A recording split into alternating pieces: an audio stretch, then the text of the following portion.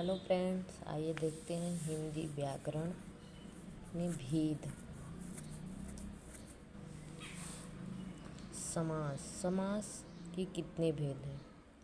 समास 6 प्रकार का है। पहला है अव्ययी भाव समास, दूसरा तत्पुरुष समास, तीसरा कर्मधारय, चौथा बहुव्रीहि समास, पांचवा द्विगु समास, छठवां द्वंद्व समास। अब देखते हैं फ्रेंड्स रस रस की 11 भेद हैं। सिंगारे रस, हास्य रस, गरुड़ रस, रौद्र रस, वीर रस, भयानक रस, बीभत्स रस, अद्भुत रस, वात्सल्य रस, शांत रस, भक्ति रस। कारक के भेद। कारक के 7 भेद हैं। कर्ता, कर्म, करण, संप्रदान, अपादान, संबंध, अधिकरण। अलंकार देखते हैं। अलंकार 3 प्रकार का होता है।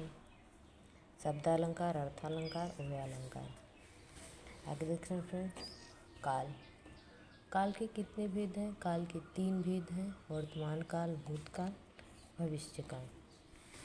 देखते हैं फ्रेंड्स वाच्य के 3 भेद होते हैं। कृतवाच्य, कर्मवाच्य, भाववाच्य। वाच्य के 3 भेद होते हैं। फ्रेंड्स देख लेते हैं। समास के 6 भेद होते हैं। कारक के 7, काल के 3, रस के 11, अलंकार के 3, वाच्य के 3। आगे फ्रेंड्स देखते हैं संधि के कितने भेद हैं? संधि के 3 भेद हैं। स्वर संधि, व्यंजन संधि, विसर्ग संधि। स्वर संधि के 5 भेद हैं। दीर्घ, गुण, वृद्धि, यण, आदि। आगे देखते हैं फ्रेंड्स संज्ञा के 5 भेद हैं। व्यक्तिवाचक संज्ञा, जातिवाचक संज्ञा, भाववाचक संज्ञा, द्रव्यवाचक संज्ञा, समूहवाचक संज्ञा। यह है संज्ञा के प्रकार यानी संज्ञा के भेद। अब देखते हैं फ्रेंड्स नेक्स्ट टॉपिक है हमारा सर्वनाम। सर्वनाम के कितने भेद हैं? सर्वनाम के 6 भेद हैं। पुरुषवाचक, निश्चयवाचक, अनिश्चयवाचक, संबंधवाचक, प्रश्नवाचक, निजवाचक।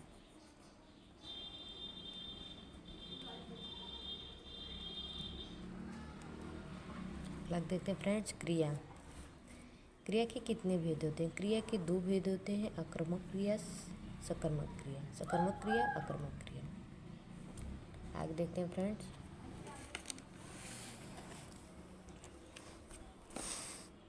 विशेषण है।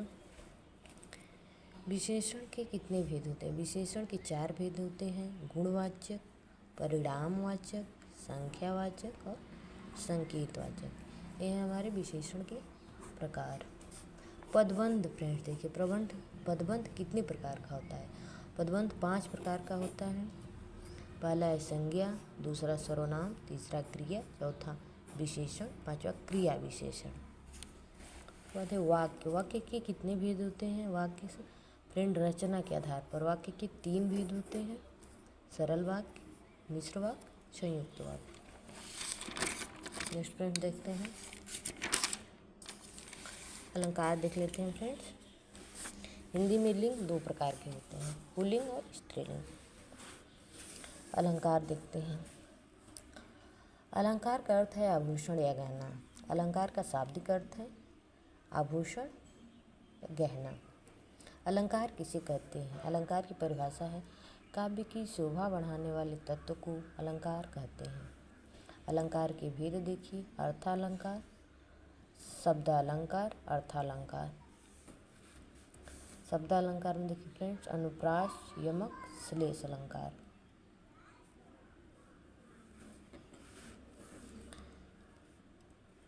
अनुप्रास अलंकार देखते हैं फ्रेंड्स। वर्ण अनुप्रास अलंकार वर्ण बार बार आए, जहाँ पर एक ही वर्ण बार बार आए तो वहाँ अनुप्रास अलंकार होता है। जैसे चारु चंद की चंचल की, यानी एक ही वर्ण है जो च यहाँ है, यहाँ भी है, यहाँ भी बार बार आ रहा है, इसलिए ये अनुप्रास अलंकार है। यमक अलंकार देखते हैं फ्रेंड। एक ही शब्द एक से अधिक बार आए और उसका अर्थ भिन्न हो यानी अलग हो, वहाँ यमक अलंकार होता है। जैसे काली घटा का घमंड घटा। ये जो घटा है, एक घटा का अर्थ है बादल, दूसरी घटा का अर्थ है कम। ये हमारे यमक अलंकार हैं फ्रेंड्स। आगे देखिए अर्थालंकार के देखते हैं। उपमा अलंकार।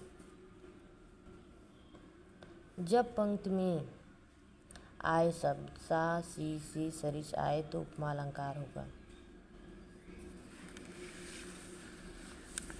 जैसे देखिए, मुख चंद्रमा सा सुंदर है, कर कमल सा कोमल है, मखमल की झूले पड़े हाथी सा टीला। देखिए सब में सा से आ रहा है, ये उपमा अलंकार है। रूपक अलंकार देखते हैं फ्रेंड्स। जहाँ पर उपमेय और उपमान में कोई अंतर न दिखाई दे वहाँ पर रूपक अलंकार होता है। जैसे चरण कमल बंधु हरिराई, चरण कमल बंधु हरिराई। मैं तो चंद्र खिलौने ले हूँ। आइए फ्रेंड्स देखते हैं उत्प्रेक्षा अलंकार। जहाँ उपमेय में उपमान की संभावना प्रकट की जाए वहाँ उत्प्रेक्षा अलंकार होता है। इसका चिन्ह है जनु जानु मनु मानो। जिस भी लाइन में मिले वहाँ पर उत्प्रेक्षा अलंकार होता है। फ्रेंड्स देखते हैं मानवीकरण अलंकार। ये फ्रेंड्स बहुत ट्रेंड में है, बार बार पूछा जा रहा है। जब प्राकृतिक वस्तुओं में पेड़ पौधे बादल आदि में मानवीय भावनाओं के होने वर्णन हो तब वहाँ मानवीकरण अलंकार आता है।